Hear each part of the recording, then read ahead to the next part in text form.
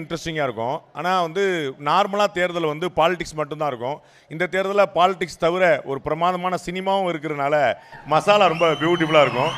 அந்த ஸ்பைஸ் எலிமெண்ட்டுக்கு வந்து ஒன்றும் குறைய இருக்காது. பட் எல்லா சினிமாவும் போல் கிளைமாக்ஸ் பாருங்கள் ரொம்ப இன்ட்ரெஸ்டிங்காக இருக்கும்.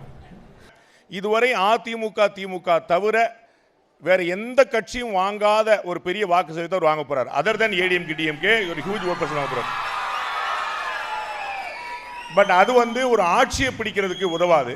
ஆனால் வந்து ஒரு 10 வருஷம் 2036 ஒரு மேஜர் சேஞ்ச் பண்ணுறதுக்கான ஒரு பெரிய ஹெல்ப் பண்ணோம். பட் அந்த அளவுக்கு சஸ்டெயின் பண்ணுவாரா தொடர்வாரா அப்படிங்கிறது பார்த்தப்பதான். ஸோ திரு விஜய் அவர்களுடைய பொலிட்டிக்கல் கேரியர் வந்து 2026 இல்லை, 2026 பிறகு தான் இருக்குது. அவர் சஸ்டெயின் பண்ணாருன்னு வந்தா அவருக்கும் நல்லது, என்டிஏ அலையன்ஸுக்கும் நல்லது. அவ்வளோதான். வருதா இல்லையான்னு வந்த ஏன்னா ஒரு பேச்சுக்கு நீங்கள் வந்து ஒரு 50 சீட்டு கொடுக்குறாங்கன்னு வச்சுக்கோங்களேன். அவருக்கு ஒரு 50 சீட்டு கொடுக்குறாங்கன்னா 40 எம்எல்ஏ கன்வெர்ட் பண்ணிடுவார். இப்போ 234 சீட்டு நிற்பார். ஆனால் எவ்வளவு எம்எல்ஏ ஆகும்னு நீ பார்க்கணும். அது வந்து ஒரு சிங்கிள் டிஜிட்டாக வருமானு சொல்ல முடியாது எம்எல்ஏவா. ஆனால் ஏடிஎம்கே அலையன்ஸ் என்டி அலையன்ஸுக்கு வந்தாருன்னா 50 சீட் வாங்கினாருன்னா அட்லீஸ்ட் 40 எம்எல்ஏவாக கன்வெர்ட் பண்ணி எடுத்து யோசிச்சு பாருங்க.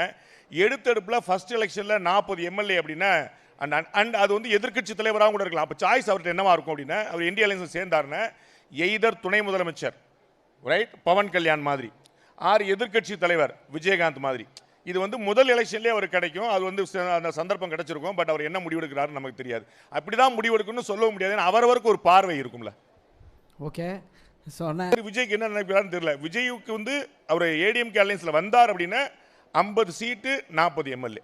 அவருடைய விருப்பம் என்னவா இருக்கு நமக்கு தெரியாது. அப்ப அவரோட எந்த ஒரு தலைவரும் பெறாத ஒரு வரவேற்பை மக்களிடம் பெற்றிருக்கிறார். அதனாலேயே அரசியல் கட்சிகள்கிட்ட ஒரு பெரிய எதிர்ப்பையும் சம்பாதிச்சிருக்கார். திமுக அதிமுக 2 கட்சிகளுமே இவர் என்ன செய்யறதுன்னு சொல்லிட்டு ஒரு பெரிய ஒரு எதிர்ப்பு சிந்தனை இருக்கிறாங்க. மக்கள்கிட்ட ஒரு எதிர்பார்ப்பு சிந்தனை இருக்கு. மக்கள்கிட்ட எதிர்பார்ப்புனா விஜய் வரணுங்கிறதுக்காக இல்லை. எப்பயுமே கிட்டத்தட்ட ஒரு 1991 இருந்து திமுக அதிமுக அல்லாத ஒரு கட்சி வேணுங்கிற எதிர்பார்ப்பு மக்கள்கிட்ட இருந்துச்சு. அதை மக்கள் எதிர்பார்த்தாங்க. கட்சிகள் தேமுதிக வந்துச்சு, பாமக வந்துச்சு, மதிமுக வந்துச்சு, தமிழ் மாநில காங்கிரஸ் வந்துச்சு, விஜயகாந்த் வந்தார். இது மாதிரி பலர் முயற்சி பண்ணிட்டே இருந்தாங்க. ஆனால் முயற்சி பண்ணவங்க பூரா வேறு ஏதாவது சந்தர்ப்பத்தில் வேறு கட்சியில் போயிட்டாங்க. அப்படி வந்து திரு விஜய் அவரோட சேருவாராங்கிற பார்க்கணும். அப்போ இன்னைக்கு வந்து டிஎம்கே ஏடிஎம்கே இல்லாத ஒரு ஸ்பேஸ் கொடுக்கணுங்கிறனால திரு விஜய் மீது ஒரு எதிர்பார்ப்பு இருக்கு.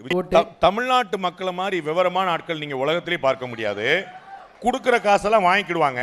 இந்த 5000 ரூபா அரசாங்கத்தின் காசு, இந்த 5000 ரூபா அரசாங்கத்தின் காசு. இதுக்கப்புறம் கட்சிகளோட காசு வேறு வரப்போகுது. அவங்கள்ட்டையும் வாங்கிடுவாங்க.